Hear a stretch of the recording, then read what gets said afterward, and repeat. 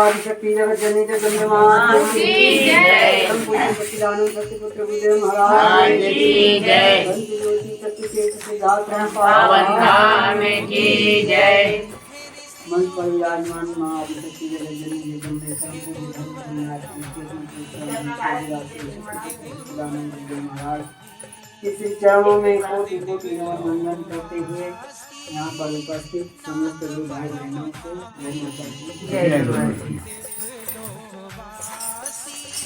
आज गुप्त नवरात्रि की 9वीं तिथि का यह पावन दिवस माँ के साधना आराधना की इस पावन पर्व में आरती दिव्य आरती के अगले कड़ी के रूप में आज हम सब ने मिल करके माँ के आशी चालीसा के समापन किया। यह हम सब लोगों का गुरुवर की असीम कृपा का फल हमको प्राप्त हुआ। माँ की आशीर्वाद उनकी कृपा दृष्टि हम सबके ऊपर बनी हुई है। गुरुवार में आज की जो परिस्थिति है, कलयुग के परिस्थिति है, इन सब को ध्यान में रखते हुए अपने जब तक साधना का ऊर्जा का हम सबको लाभ प्रदान करते हुए हम सबको यह सचेत करते हुए कि अपने जीवन में किस प्रकार से जीवन को चलाना है, कैसे इस शरीर के अंदर जो परमात्मा का अंश जो बैठा है आत्मा रूपी, इसको उस परम शक्ति से किस प्रकार से मिलान करना है, मिलना है, इसके लिए हमको बहुत सरल सा मार्ग गुरुदेव ने बताया है। और यह जो सरल सा मार्ग जो है साधना क्रम के माध्यम से हम सब लोग नित्य करते आ रहे हैं। जितने भी गुरु भाई बहन जो गुरु दीक्षा प्राप्त हैं और जो गुरु दीक्षा प्राप्त नहीं है, जिनको गुरुवर और माँ की कृपा का, उनके सानिध्य का, उनके आशीर्वाद का जो लाभ प्राप्त होगा, वो भी गुरुवर के बताए हुए मार्ग पे चलने का प्रयास कर रहे हैं।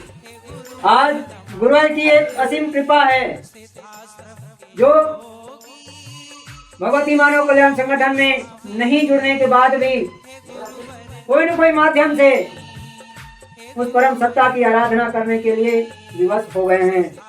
आज गुरुवर की एक कृपा है, माँ की आशीर्वाद है कि किसी न किसी संत महात्माओं के माध्यम से इस जनमानस को भक्ति और आराधना के मार्ग में जोड़ने का अथक प्रयास है। उनकी जब तक का यह प्रतिफल है जो आज आप देख रहे हैं। लोग पहले टीवी में 8 घंटा बैठ करके, 4 घंटा बैठ करके पिक्चर देखा करते थे, एक से एक फिल्मी दुनिया का कार्यक्रम देखा करते थे। लेकिन आज अब उसका विपरीत स्थिति आ गया है। लोग धार्मिक चैनल देखते हैं।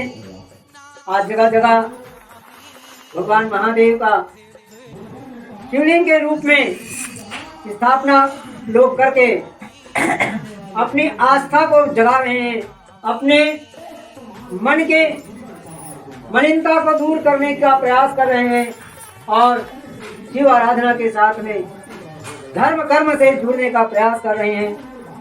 ये कोई सामान्य बात नहीं है। और यह किसका प्रभाव है? स्वयं हमारे सच्चिदानंद गुरुदेव महाराज का प्रभाव है। आप अगर भगवती मानव कल्याण से नहीं जुड़ना चाहते हो, कोई बात नहीं, लेकिन कोई न कोई माध्यम से जिसको आप जितना ज्यादा संतों और महात्माओं के माध्यम से जाने हो, समझे हो, कम से कम उन्हीं के माध्यम से कोई न कोई देवी का आराधना करते हुए आप अपने जीवन को मुक्ति के पथ पर ले जाने का प्रयास करो। यह गुरुवर की कृपा है। आज भगवती मानव कल्याण संगठन एक सशक्त संगठन है जिसके माध्यम से धीरे धीरे करके मानव में परिवर्तन आएगा। मानव के स्वभाव में परिवर्तन आएगा, उसके खान पान में परिवर्तन आएगा, उसके जीवन के हर एक पहलू में परिवर्तन आएगा। आज लोग गलत जगहों पर जाकर के भीड़ लगाते हैं, बिना बुलाए वहां पहुंच जाते हैं, लेकिन आज भक्ति और ज्ञान के मार्ग में आने के लिए कतराते हैं, जानते हुए भी, सुनते हुए भी, लेकिन धीरे धीरे करके इसीलिए गुरुवर ने अपने ऐसी ऊर्जा का प्रभाव दिया कि लोग धर्म कर्म के माध्यम में जुड़ करके सच्चाई के मार्ग में चल करके आज इस संसार में जो अत्याचार अनर्गल कार्य जो हो रहे हैं, इन सबको धीरे धीरे खत्म करने का प्रयास करेंगे। यह गुरुवर की कृपा है और सतत हम सबको इस मार्ग पे चलना अनिवार्य है। परिवर्तन एक साथ नहीं होता, कोई भी चीज का जब हम निर्माण करते हैं तो धीरे धीरे पूर्ण होता है। इसी प्रकार से हमको बहुत झटका लगेगा, कई बार बहुत जगह हम गिरेंगे, कहीं पर हफ्तेंगे, फिर भी हमको उठ करके संभल करके आगे बढ़ना है और गुरुवर के मार्ग को किसी भी हालत में छोड़ने का प्रयास नहीं करना है। लगातार अपने घर में कम से कम ज़्यादा दूर में नहीं जा पाए तो नज़दीक में जैसे हम आने का प्रयास करें और करके अपने क्रम को बनाए रखें, क्योंकि जब हम लगातार किसी भी कार्य को करते हैं तब उसका परिणाम सही दिखता है। अगर एक बच्चा लगातार विद्यालय ना जाए तो जिस दिन वो नहीं गया उसका पाठ छूट जाता है। उनका शिक्षक जो है, शिक्षिका जो है बताती है, जो भी पढ़ाती लिखाती है, वह आमने सामने नहीं सुन पाता, नहीं समझ पाता और इसी कारण वह अन्य बच्चों से पिछड़ जाता है। उसी प्रकार हम भी पिछड़ जाएंगे। हमको किसी से प्रतियोगिता नहीं करना है, हमको शांत भाव से अपने कर्म को करते हुए आगे चलना है।